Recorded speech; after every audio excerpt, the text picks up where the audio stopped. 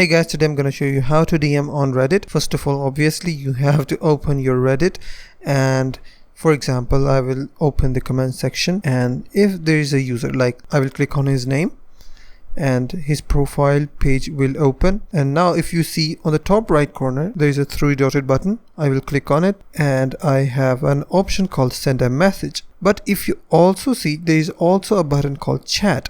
There are two different buttons to send a message. If you click on chat, and now you can chat to this user, and chat feature is just like Instagram DM, Facebook DM, your WhatsApp, and the other one on the three-dotted menu, send a message button, is like an email. Like you have to enter a subject name. If you want to chat to anyone, then you can click on chat. If you want to send a message, then you can send a private message. And that's how you can send a DM on Reddit. If you find this video helpful, please hit the like button, and also don't forget to subscribe.